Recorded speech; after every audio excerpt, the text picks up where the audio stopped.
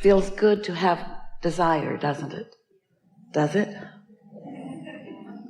If it does, then that means your beliefs are not far from your desires. If you want something that you doubt, then that desire doesn't feel so good. But when you have a desire and you are willing to allow it to evolve, and you have figured out how to stay satisfied while it's evolving, so while it's in its vibrational form, its thought form, its idea form, its imagined form, its anticipated form, you feel good about it. That's such a nice way to be. That's what living happily ever after is. But if you need it to manifest right now, if you're not willing to allow it to evolve and become and harmonize with cooperative components, if you need the manifestation in order to feel good, that's rough, because it's not going to manifest immediately. And if you need it to, then you are focused upon its absence. And when you're focused upon its absence instead of its vibrational presence, then you don't feel good. And most of the time you can't figure out why you don't feel good. Well, you think it's because it hasn't manifested, but it can't yet. Any more than when you put the seed in the ground, it's not going to become an immediate vegetable producing thing. It's going to be something you can't see for a while. And you're going to tend to it, if you're a smart farmer, even though you can't see it, because you trust the process. And that's really what we want to talk about with you in these hours that we're together. We want to help you to understand the process, because only then can you trust the process. And then once you understand the process and trust the process, then you can begin to enjoy the process. And when you are enjoying the process, then things really begin to unfold for you. And most important, you feel happy in the process of the evolving. You know, every day your life helps you to identify yet new desires and add to or amend desires that are already underway. And in the moment that this new inclination or preference happens within you, all forces begin moving for the gathering of the cooperative components for the creation of it. Everything is cooperating with you and what you want, except you. Sometimes you do. Sometimes you cooperate better than others. But what we mean by that is sometimes you have picked up a belief along your physical trail that doesn't blend. It's a belief that is not really a cooperative component with the desire that you have just identified, that you have just added to. So when you have an uncooperative belief with a desire that matters to you, you introduce resistance into the mix. So you were non-physical before you became physical, but even though you're physical, you're still non-physical. Got that? So if you accept that there are these two throbbing, thriving aspects of you, human you and non-physical you, and then you begin to understand that there is a relationship between you and you. We don't want to create split personalities in you, but we do want you to understand that there is a you that is sure. There is a you who loves, and when you're unsure and not loving, you're causing trouble for yourself, not for your greater self, for your human self. Your inner being is what we call that non-physical greater self. It is consciousness. It is consciousness aware of you. Some of you may want to call it your soul or your source. It existed before part of that consciousness came into this body, and it exists now that part of that consciousness is in this body. But you came as consciousness into this body with absolute free will to create your own reality. So your inner being or source or anyone that you think is non-physical is not dictating to you what you should want or how you should go about it. You're making all of those decisions with your free will. In fact, your will is so free that only you can offer a vibration that law of attraction responds to. Others can influence you, and you let that happen far more than is good for you, because you often care more about what others who are physical like you, running around looking real. You can see them and hear them and smell them and taste them and touch them, especially smell them. You can see them. They are vivid in your experience, and you care far too much what they think of you. And the reason you do is because they're thinking about you because they're weak.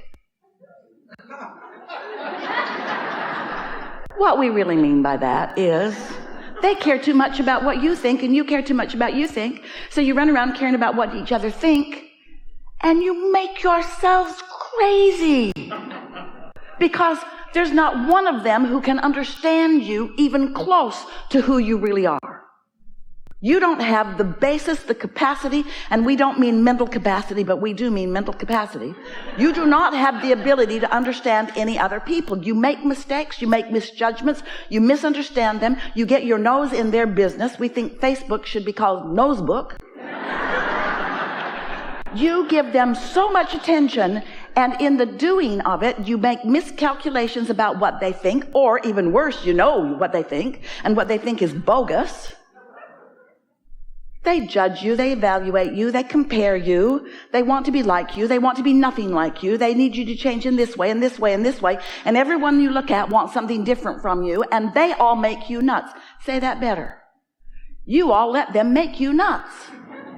You let them make you nuts because we love you so much. We do. You seek mutuality with them.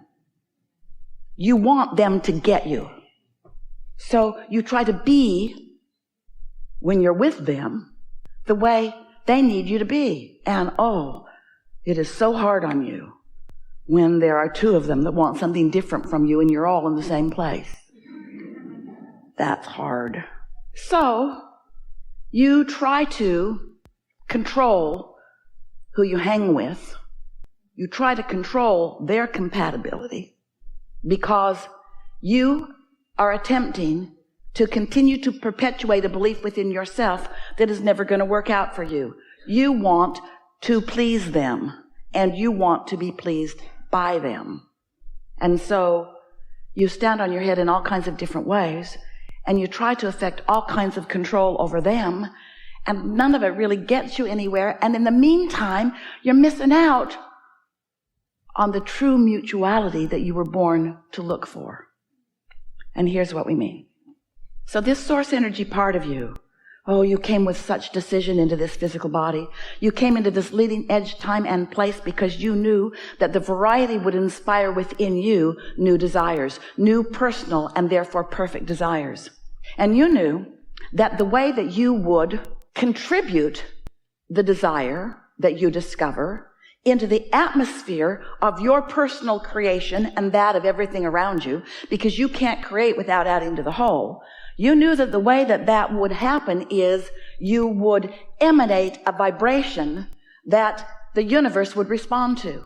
And you understood that the law of attraction would understand the vibration that you emanated and would match that vibration up with other things which would accomplish what we call your point of attraction, which is what happens to you.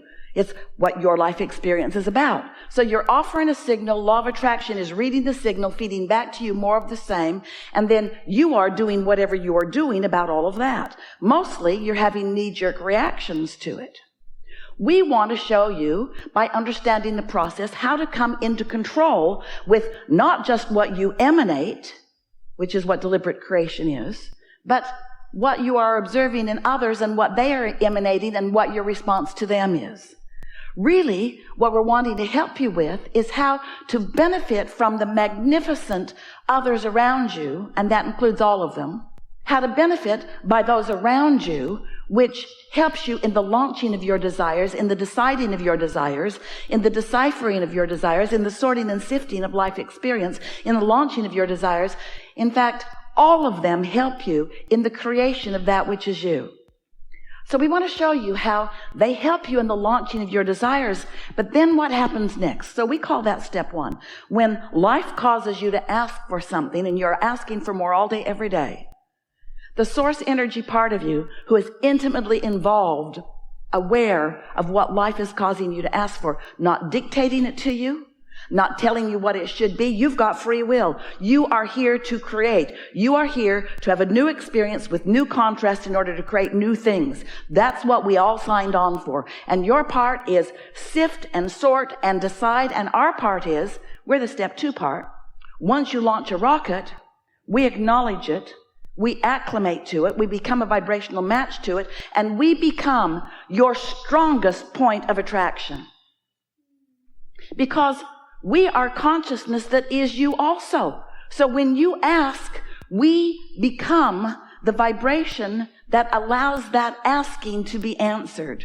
In other words, we hold to that vibrational frequency and we emanate a signal so much stronger and so much bigger than you can even fathom. You don't even know the benefit that your inner being offers to you in the perpetuation, in the furthering of your desires. When you say, I'd like that, we say, we are on it. And further, unlike you, we're never off of it. We never lose focus with what you have become. We hold steady to the furthest most whatever it is that you have asked for and you have become. You, on the other hand, we love you so much, you deviate all over the place because you're not seeking mutuality with your desire and with us who has found mutuality with your desire. You're looking around to see what other humans think about it. How do you like me now? How do you like me now? How do you like me now? How do you like me now? How do you like me now? Not that much. Can you change a little more for me? If you'd be different, you'd be perfect. That's what you keep saying to each other. I just need a slightest little adjustment from you. And as soon as you make it, then they need another slight little adjustment. And then you make that, and then they need another slight little adjustment. And before you know it, you don't feel like you have free will because you've given it away to what somebody who is never going to be pleased. Not really. Not if they're looking for love in that place. If they're looking for their harmony with the changes that you're willing to make for them, good luck. That's never going to work out well. But if life causes you to ask for something, and your inner being holds focus on that, and all the cooperative forces are moving toward the expansion and evolution of that desire, and you are aware of what influence you are under. Are you under the influence of your inner being who's with you in what you desire? Or are you under the influence of old beliefs that you've picked up along your physical trail? Or are you under the influence of what other people think about you who aren't even that interested, or who don't really understand, or who want you to be a little different so that they will feel a little better? In other words, what influence are you under? Esther has just received back from the printer something that she knows you all want. She loves hers. She thought about making it a bumper sticker, but she doesn't really like things stuck on her car. And she didn't think it was a good idea for you all to run around with a bumper sticker that says, under the influence.